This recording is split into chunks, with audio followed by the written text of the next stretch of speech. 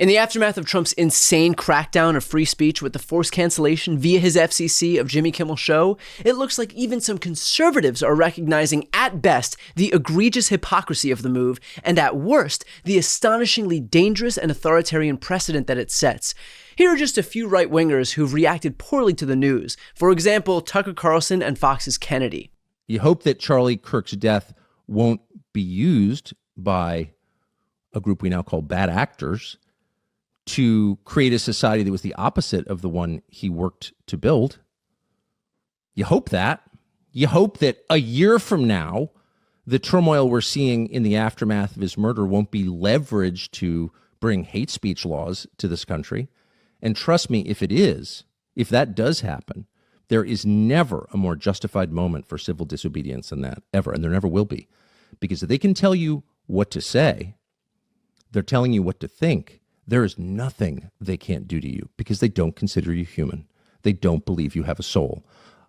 A human being with a soul, a free man, has a right to say what he believes, not to hurt other people, but to express his views. I do have an issue with some of the statements made by Brendan Carr, because if there were an FCC commissioner on the other side of the political spectrum, from someone maybe on this network, and they didn't like their speech, would they put pressure on, some of some of the advertisers? Yep. And, if someone from Fox moved on to Fox Broadcast, to some of the owned and operated stations there, that's the part of this that I do not like. When you are too far right for Tucker Carlson and Fox News, you might have lost the plot.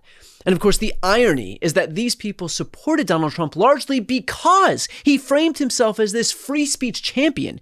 Here he is at his own inauguration just 8 months ago, promising the polar opposite of what he's delivering right now. After years and years of illegal and unconstitutional federal efforts to restrict free expression, I will also sign an executive order to immediately stop all government censorship and bring back free speech to America.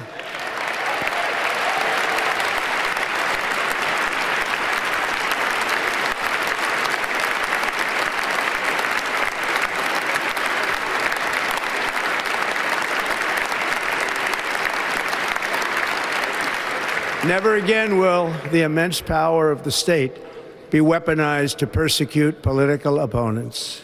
Something I know something about.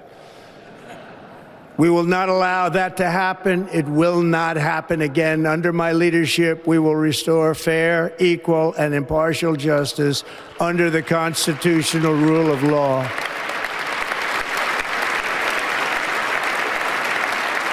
And we are going to bring law and order back to our cities. And yet now, this guy is sicking his FCC on comedians. Comedians! Because he doesn't like the jokes they tell. Talk about thin skin.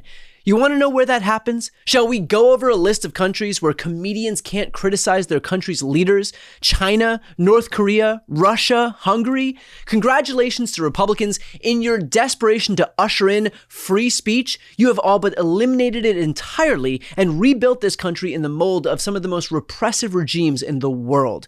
Which makes these claims all the more embarrassing in retrospect. If we don't have free speech, then we just don't have a free country. It's as simple as that. It's like legalize comedy.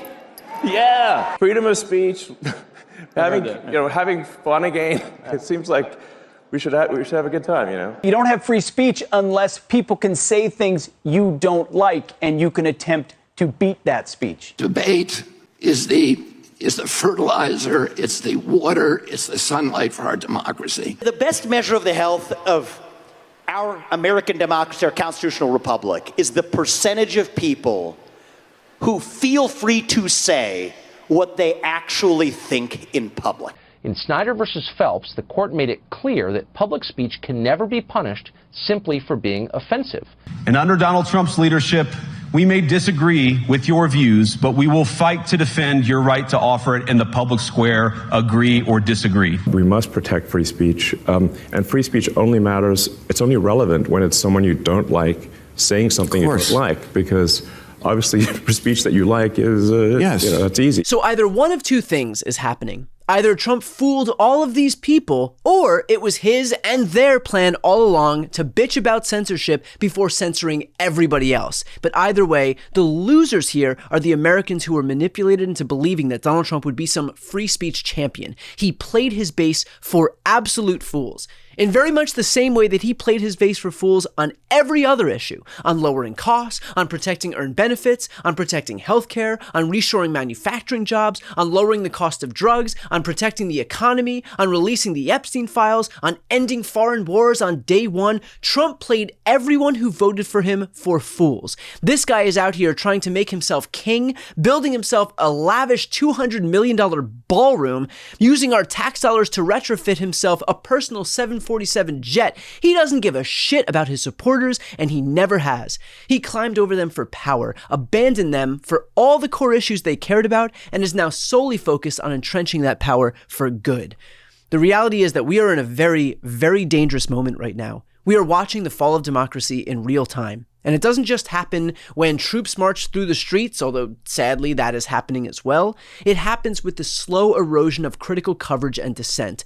We have come to learn that the media entities that were supposed to be in place to protect free speech, to protect the First Amendment, to protect democracy, are in fact willing partners for Trump as he seeks to undermine all of those things. To that end, I will note that the onus then falls on those of us who are not bending the knee to Trump to speak out. I can promise you right now that I will never capitulate to a tyrant. I will never allow my speech to be curbed by those in power, and I will never allow myself to be leveraged by this White House. If you'd like to help amplify my voice, please subscribe to this channel. And finally, for those who think that Kimmel's cancellation doesn't signal something especially dangerous on the horizon, who think that, he's just a comedian, it doesn't really matter, it's just one show here and there, it doesn't really matter, here's Jon Stewart explaining why that is dead wrong. And there's a lot of talk right now about what's going to happen to comedy. You know, there was the slap. And what does the slap say about comedy? And is comedy going to survive in this new moment? Now, I've got news for you. Comedy survives every moment.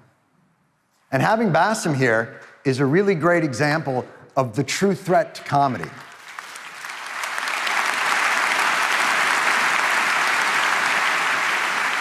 It's not the woke police that are going to be an existential threat to comedy. It's not the Fresh Prince.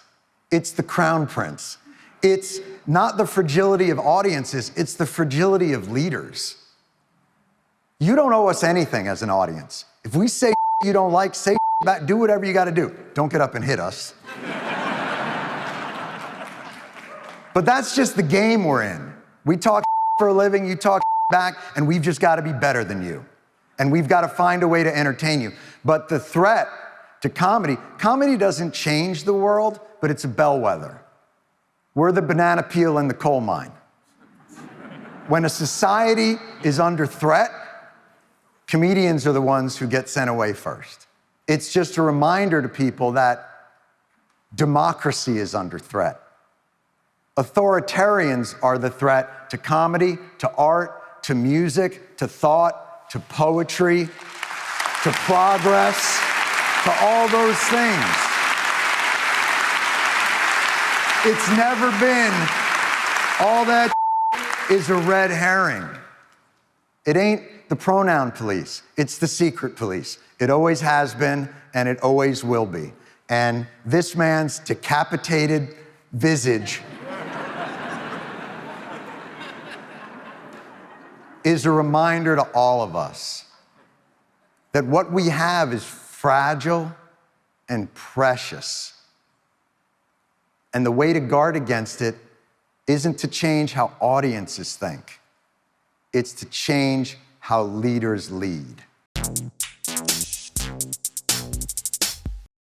Before you go, if you enjoyed this content and you want to see more and support independent media, please subscribe to this channel. The subscribe button will be right here on the screen. But second, the reality is that we are now in a political environment where this administration can lean on any of the social media platforms to suppress certain voices if they don't like critical coverage. That means my longevity here is in the hands of a few tech billionaires who are already making it clear that they are willing to cater to this administration. To that end, signing up for my newsletter is a way for me to reach you directly if that ever becomes necessary. I'll put the link right here on the screen as well, so please sign up. It's free, but there's also an option to do a paid subscription if you'd like to support me and my team. I really appreciate it. Thanks so much for watching.